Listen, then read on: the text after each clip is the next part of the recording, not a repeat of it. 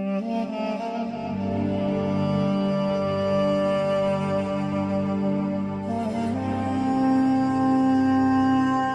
لله رب العالمين والعاقبة للمتقين والصلاة والسلام على خير خلقه محمد وعلى آله وصحابته أجمعين أما بعد. السلام عليكم ورحمة الله وبركاته. Hurmatli suh ahli, hurmatli aziz mehmonlar, hurmatli xushbaxtligimizni xonadoniga tashrif buyurgan barcha katta kichiklar, Alloh taolo bugungi bu anjumanni fayzli qilsin, barakotli qilsin. Alloh taolo aqiqasi bo'layotgan, sunnat to'yi bo'layotgan farzandlarini undirib o'stirsin. Kelajakda dini diyonatli, salohiyatli, vataniga mehrli, muhabbatli, sadoqatli farzandlardan bo'lmoqligini Alloh nasib qilsin. Va shu bilan birgalikda turmushga chiqayotgan qizlarini ham Alloh taolo baxtini, taxtini go'zal qilib, qo'shganlari bilan qo'sha qarib, qudalar tomonidan ko'p yaxshiliklar, ko'p rahmatlar eshitmoqliklarini Alloh akamizga nasib va muyassar aylasin.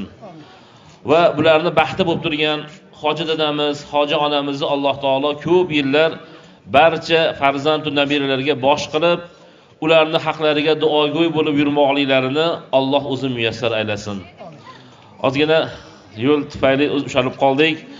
Alloh taolo bu yerda xizmat qilib turgan qoridalarimiz, barcha imom xatiblarimiz va bularni barchasiga bosh bo'lib turgan akamiz Abduvahidjon domlamizni Alloh taolo doim yomon ko'zlardan, nazarlardan Alloh o'zi saqlab, mana shu suh ahlini diniy, diyonatli, mana shu bir xalqini bir po'shvosi bo'lib, mana shu xalqning yo'l boshchisi bo'lib, mana shu xalqqa barcha diniy ehtiyojlarini qondiradigan darajadagi suhbatlarda bardavom bo'lib bormoqlarini Alloh nasib etsin.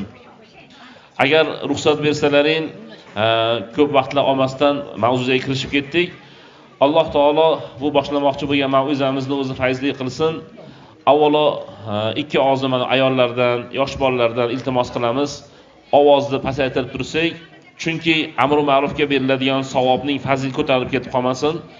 Amr ma'rufga beriladigan shunday bir go'zal, amr ma'rufga beriladigan shunday bir ulkan Alloh taoloni va'dasi borki, Alloh taolo shatda o'tirgan barcha insonlarni amr ma'ruf eshitaman deb, eshitishni xohlamasa ham xizmat qilaman, o'sha yerga bir ko'rinib qo'yaman deb kelgan insonlarni ham hammasini Alloh taolo otasini ismi bilan qo'shib yozdirib qo'yar ekan. Farishtalarga Alloh taolo buyurib, hammani o'sha yerga qayd qilib qo'ygan. Tika turgan, o'tirgan, xizmat qilayotgan kim bo'lishidan qat'iy nazar hammani Alloh taolo yozib qo'ygandir ekan. Yozib qo'ygandan keyin sizlar guvoh bo'linglar, men shularni hammasini gunohini kechirdim ekan Alloh taolo. Parvardigor, palonchi pistonchilar yoki palonchi xonimlar, ular ma'ruza eshitaman deb kelmadi, ular to'yga keldi. Ko'rinib qo'ygani keldi. Desa, ha, bu amr ma'rufga beriladigan savobning buyukligi, amr ma'rufni meni Alloh taolo aytadiki, menga berilib, meni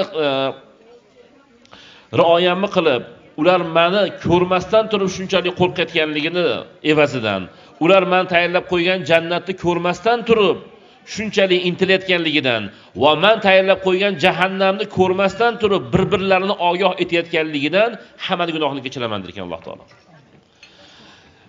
Ozgina farzand haqida gapiradigan bo'lsak, Alloh haq subhanahu va taolo Qur'oni Karimda marhamat qilib aytadi: A'udhu billahi minash shaytonir rojim. Bismillahirrohmanirrohim. Yahabu liman yasha'u inatha va yahabu liman yasha'u az-zukur aw yuzawwijuhum zukranan wa inasa wa yaj'alu man yasha'u aqima. Sadaqallohul azim. Ya'ni Alloh subhanahu va taolo ushbu oyat kalimaning ma'nosida aytadiki, men xohlaganimga deydi Alloh taolo, avvalo qiz farzandni hadiya qilib beraman deydi. Ikkinchisi, xohlaganimga o'g'ilni beraman deydi Alloh taolo. Va oyatning davomida xohlaganimga o'g'il qizni aralashtirib beraman. Xohlaganimni aqim bepusht qilaman. Bu meni hukmimdagi, meni irodamdagi ishlardandir deydi. Demak, Alloh taolo bir insonga farzand ne'matini bersa, o'g'ildir, qizdir, ana shuning shukronasiga albatta bir jonliqni so'yib, el xalqni chaqirib, o'sha kattalarni, mahalladagi kattalari bo'lsin, o'zini qarindoshini kattalari bo'lsin, kelib ularni ahli ilmlar oldida farzandini haqqiga duo olishlik ana shuni uchun ekan, sunnat bo'lib qolgan payg'ambarimiz sollallohu alayhi vasallamdan. Demak, bu oyati karimaning sharhini qilgan ulug' ustozlar, tafsirini qilgan ustozlar aytadilarki, agar deydi Alloh taolo kimga qizni xohlasa, iroda qilgan bo'lsa, 10 ta bo'lsa ham farzandi qiz bo'ladi. Boshqa turmush qilsa ham qiz bo'ladi. Shuni uylanishdan oldin kuyov bola tushunib olsin. Turmushga chiqayotgan qiz ham Alloh taolo shuni xohlasa shunaqa bo'ladi degan tushunchani qo'yib olsin. Chunki hayot davomida yashayotgan paytida nima hadib qiz tug'irasan deb kuyov ayolini jerkamasin.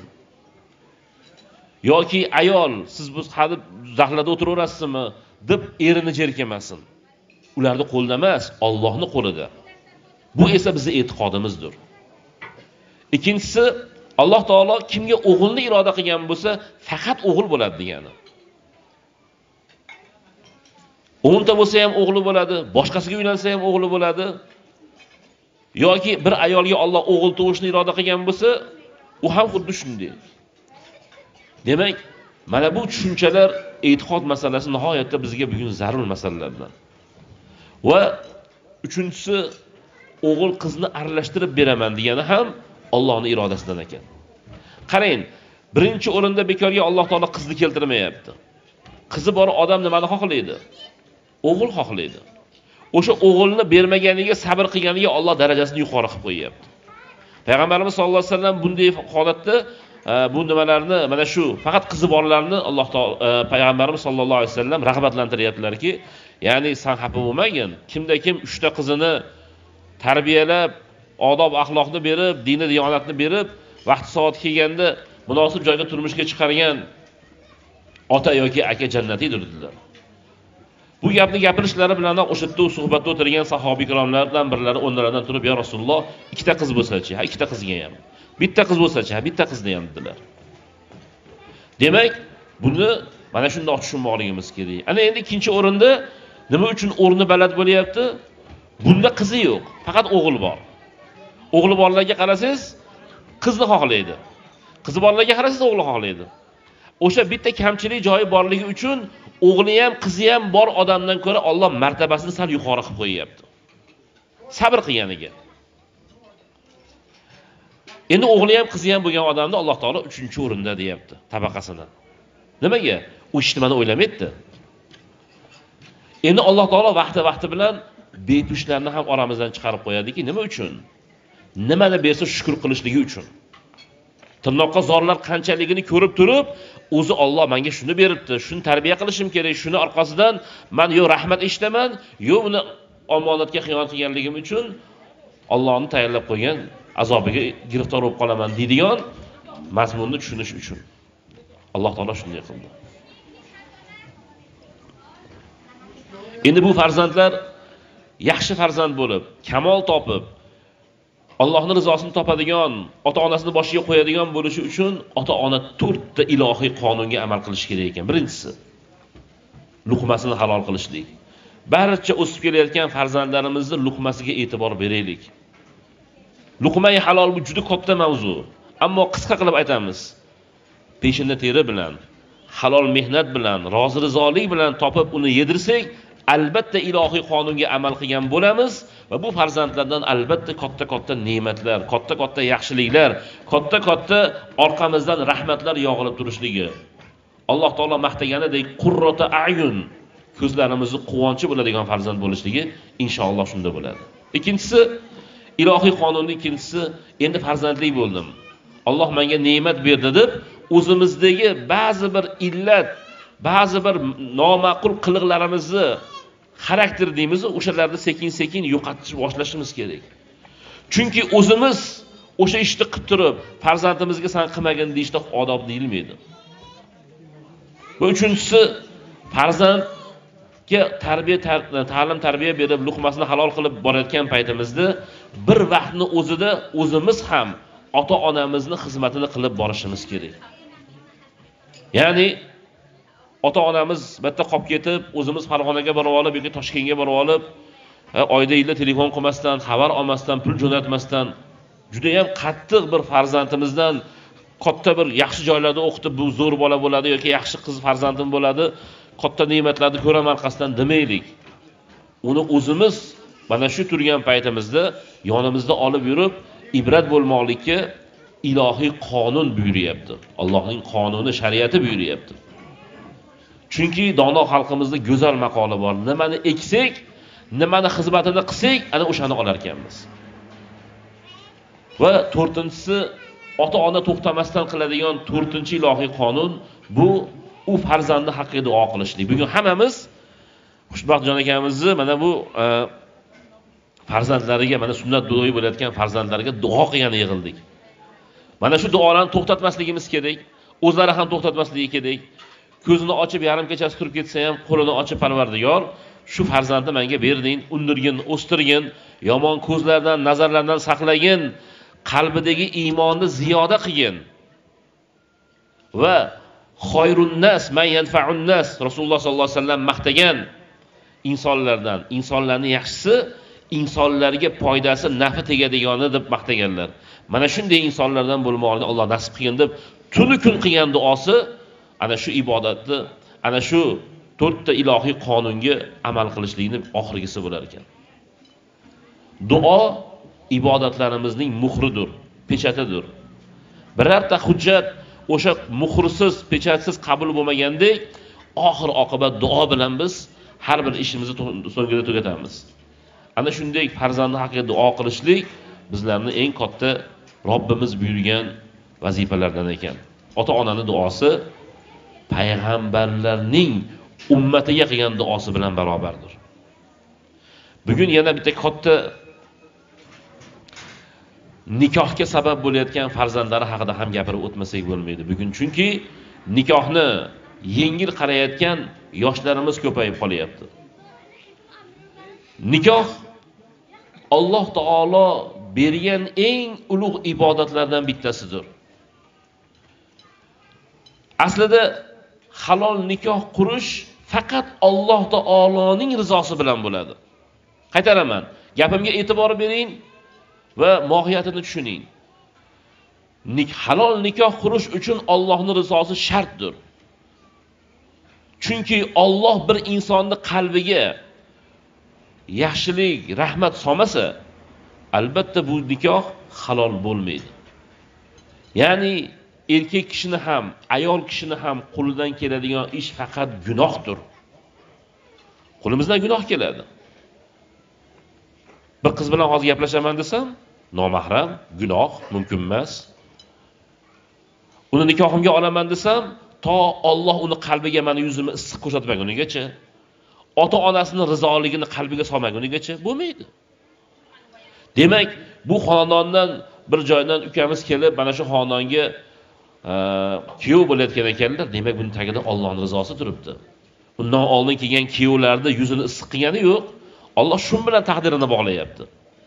Har bir oila qurgan qiz ham, yigit ham shuni yaxshi bilsinki, bu taqdirga Alloh rozi bo'lgan.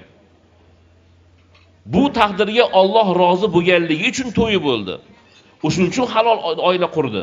Bo'lmasam halol oila qurmayotganlarni bugun ko'ryapmiz. Xohlagan odam xohlagan ishini qilyapti. Bu joylarda alhamdulillah unday narsalar kam, ammo shaharda to'lib yotibdi. Nazoratni ololmayapti kerak bo'lsa. Nimaga?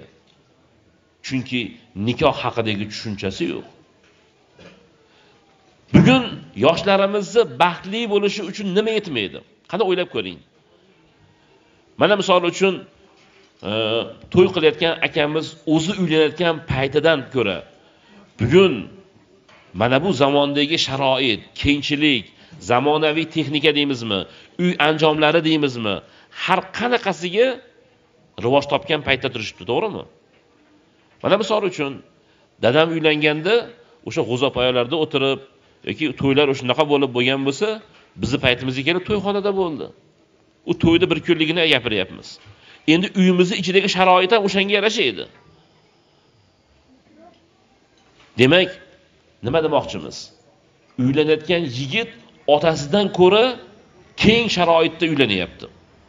Turmushga chiqayotgan qiz ham onasi bechara kelin bo'lib tushib, xizmat qilib, bugun bir natijaga erishib, o'sha marraga yetgungacha bo'lgan holatdan yengilroq joyga tushyapti.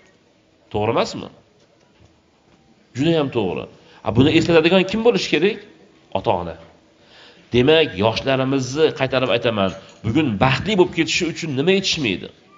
Sharoitdan muammo bo'lmasa, mana bunday to'ylarni xohlaganingizcha to'y qilishga sharoitingiz bo'lsa, xohlaganingizcha bir ularga kam-ko'sini qilib berishga sharoiti bo'lsa, dadamiz o'sha kir mashina o'zi yuvib, o'zi quritadigan zamonda yashadimi? Yo'q. Onajonimiz bechora qo'llari bilan yuvib, ariq olib chiqib chayqab yoki boshqa suv bormi yo'qmi, qo'llari sovuq suvda bo'lib, qanday qiyinchilik bilan kun kechirishdi, ammo baxtli bo'lishdi-ku.